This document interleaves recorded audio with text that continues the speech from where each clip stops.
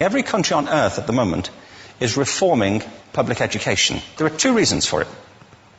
The first of them is economic. People are trying to work out, how do we educate our children to take their place in the economies of the 21st century? How do we do that, given that we can't anticipate what the economy will look like at the end of next week, as the recent turmoil is demonstrating?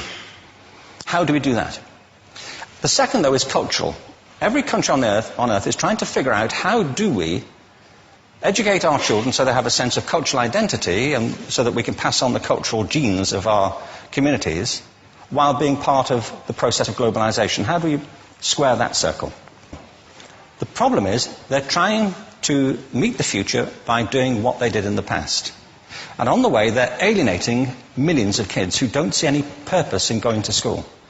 When we went to school, we were kept there with a story, which is if you worked hard and did well and got a college degree, you would have a job. Our kids don't believe that.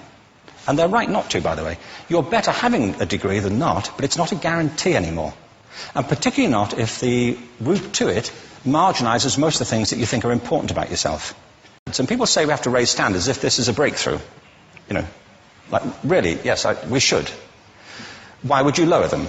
You know, I haven't come across an argument that persuades me of lowering them. But raising them, of course we should raise them.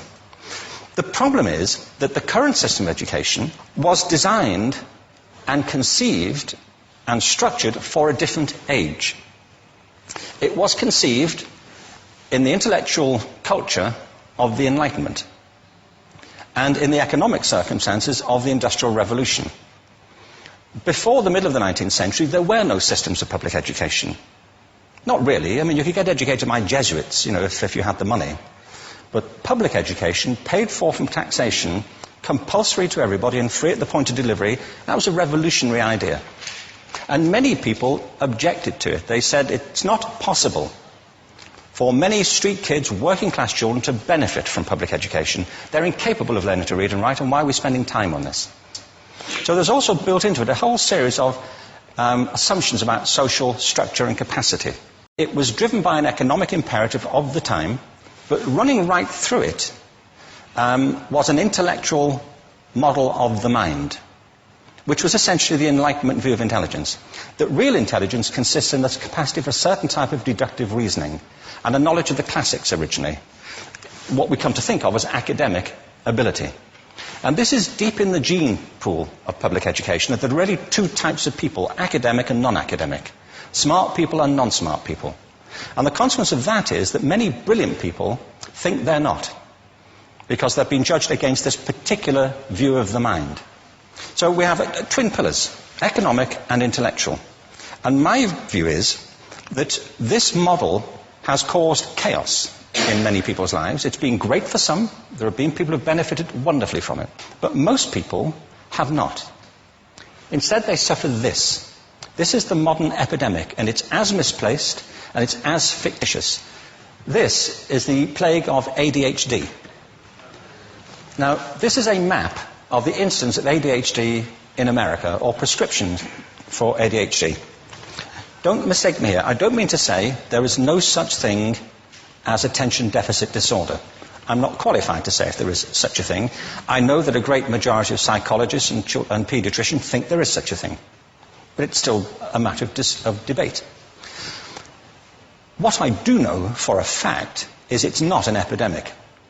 These kids are being medicated as routinely as we had our tonsils taken out. And on the same whimsical basis, and for the same reason, medical fashion. Our children are living in the most intensely stimulating period in the history of the earth. They're being besieged with information and calls for their attention from every platform, computers, from iPhones, from advertising holdings, from hundreds of television channels. And we're penalizing them now for getting distracted. From what? You know, boring stuff. At school, for the most part. It seems to me it's not a coincidence totally that the incidence of ADHD has risen in parallel with the growth of standardized testing. Now, these kids are being given Ritalin and Adderall and all manner of things, often quite dangerous drugs, to get them focused and calm them down. But according to this, attention deficit disorder increases as you travel east across the country. People start losing interest in Oklahoma.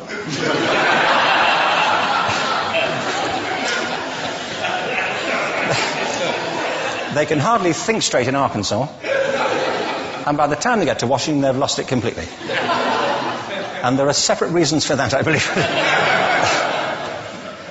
It's a fictitious epidemic. If you think of it, the arts, and I don't say this exclusively of the arts, I think it's also true of science and of maths, but I say about the arts particularly because they are the victims of this mentality currently, particularly. The arts especially address the idea of aesthetic experience. An aesthetic experience is one in which your senses are operating at their peak, when you're present in the current moment, when you're resonating with the excitement of this thing that you're experiencing, when you are fully alive. An anesthetic is when you shut your senses off and deaden yourself to what's happening. And a lot of these drugs are that. We're getting our children through education by anesthetizing them. And I think we should be doing the exact opposite. We shouldn't be putting them asleep. We should be waking them up to what they have inside of themselves. But the model we have is this. I believe we have a system of education that is modeled on the interests of industrialism and in the image of it. I'll give you a couple of examples. Schools are still pretty much organized on factory lines, ringing bells, separate facilities, specialized into separate subjects. We still educate children by batches. We put them through the system by age group. Why do we do that? Why is there this assumption that the most important thing kids have in common is how old they are? It's like the most important thing about them is their date of manufacture. You know what I mean? Well, I know kids who are much better than other kids at the same age in different disciplines, or at different times of the day, or better in smaller groups than in large groups, or sometimes they want to be on their own. If you're interested in the model of learning, you don't start from this production line mentality. It's essentially about conformity, and increasingly it's about that as you look at the growth of standardized testing and standardized curricula. And it's about standardization. I believe we've got to go in the exact opposite direction. That's what I mean about changing the paradigm. There was a great study done recently of divergent thinking. Published a couple of years ago. Divergent thinking isn't the same thing as creativity. I define creativity as the process of having original ideas that have value. Divergent thinking isn't a synonym, but it's an essential capacity for creativity. It's the ability to see lots of possible answers to a question, lots of possible ways of interpreting a question, to think what Edward de Bono would probably call laterally, to think not just in linear or convergent ways, to see multiple answers, not one. So, there are tests for this. One kind of cod example would be, people might be asked to say, how many uses can you think of for a paperclip? One of those routine questions. Most people might come up with 10 or 15. People who are good at this might come up with 200. And they do that by saying, well, could the paperclip be 200 foot tall and be made out of foam rubber? Does it have to be a paperclip as we know it, Jim? Now, there are tests for this, and they gave them to 1,500 people. This is in a book called Breakpoint and Beyond. And on the protocol of the test, if you scored above a certain level, you'd be considered to be a genius at divergent thinking. Okay? So my question to you is, what percentage of the people tested, of the 1,500, scored at genius level for divergent thinking? Now, you need to know one more thing about them. These were kindergarten children. So what do you think? What percentage at genius level? 80. 80, okay. 98%. Now, the thing about this was it was a longitudinal study. So they retested the same children 5 years later, ages of 8 to 10. What do you think? 50? They retested them again 5 years later, ages 13 to 15. You can see a trend here, can't you? Now, this tells an interesting story, because you could have imagined it going the other way, couldn't you? You start off not being very good, but you get better as you get older. But this shows two things. One is we all have this capacity, and two, it mostly deteriorates. Now, a lot of things have happened to these kids as they've grown up. A lot. But one of the most important things that happened to them, I'm convinced, is that by now they've become educated. They've spent 10 years at school being told there's one answer, it's at the back. And don't look.